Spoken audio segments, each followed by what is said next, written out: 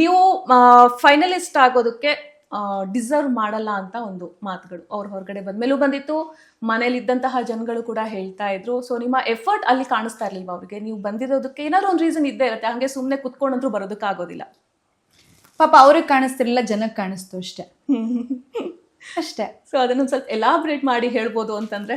Elaborate ಮಾಡಕ್ ಏನೂ ಇಲ್ಲ, ಪ್ರತಿಯೊಂದು ಜನ ಕುತ್ಕೊಂಡು ನೋಡಿದ್ದಾರೆ ನಾನು ಹೆಂಗಿದ್ದೆ ಏನು ಎತ್ತ ಅಂತ. ಬಿಗ್ ಬಾಸ್ ಅಂದ ತಕ್ಷಣ ಬರೀ ಟಾಸ್ಕ್ ಒಂದೇ ಅಲ್ಲ, ಅದನ್ನ ವೀಕೆಂಡಲ್ಲಿ ಸರ್ ಕೂಡ ಹೇಳಿದ್ದಾರೆ. ಆ್ಯಂಡ್ ನನ್ನ ವ್ಯಕ್ತಿತ್ವ ಏನು ಅಂತಲೂ ಸರ್ ಹೇಳಿದ್ದಾರೆ ಅಲ್ಲಿ. ಸೊ ಅದೇ ಜನಕ್ಕೆ ಇಷ್ಟ ಆಗಿ ಜನ ಕರ್ಕೊಂಡೋಗಿ ಟಾಪ್ 4 ಕೂರಿಸಿದ್ದಾರೆ. ಸೊ ಅಲ್ಲಿರೋ ಕಂಟೆಸ್ಟೆಂಟ್ಸ್ ಹೇಳಿದ್ರು ಅಂದ ತಕ್ಷಣ ನಾನು ಅದನ್ನ ತಲೆಗೇನಕ್ಕೆ ತಗೋಬೇಕು?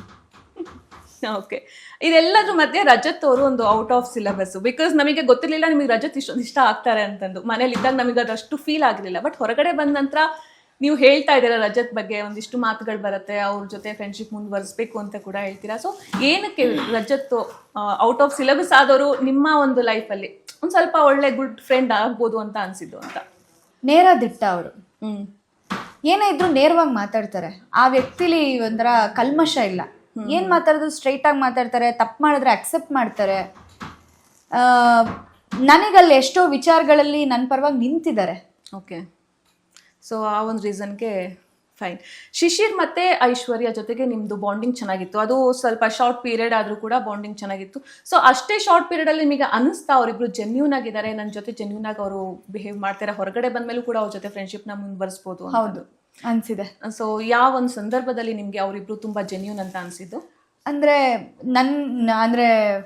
ನನ್ನ ವಿಚಾರದಲ್ಲಿ, ಎಸ್ಪೆಷಲಿ ಈ ಟಾಸ್ಕ್ ವಿಚಾರದಲ್ಲಿ ಆಗಿರ್ಬೋದು, ಇಲ್ಲ ಬೇರೆ ಏನಾದರೂ ನಾನು ಬೇಜಾರಾಗಿದ್ದಾಗ ಆಗಿರ್ಬೋದು, ಅವ್ರು ನನಗೆ ಮೋಟಿವೇಟ್ ಮಾಡ್ತಿದ್ದಂಥ ರೀತಿ ಆಗಿರ್ಬೋದು. ಆ್ಯಂಡ್ ಅಂದರೆ ಏನಾದ್ರು ನನ್ನ ಕಡೆಯಿಂದ ಏನಾದ್ರು ಒಂದು ಆದಾಗ ಅವ್ರಿಗದು ಪ್ರೈಸ್ ಮಾಡ್ತಿದ್ದಂಥ ರೀತಿ ಆಗಿರ್ಬೋದು.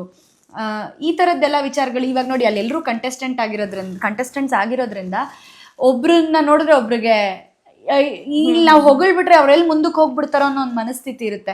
ಬಟ್ ಐಶು ಶಿಶಿರಲ್ಲ ಆ ಬುದ್ಧಿ ಇರಲಿಲ್ಲ. ಓಕೆ, ಅದೊಂಥರ ಅವರು ನಿಸ್ವಾರ್ಥತೆಯಿಂದನೇ ಇದ್ರು. ಸೊ ಹಾಗಾಗಿ ಅದು ಇಷ್ಟ ಆಗುತ್ತೆ.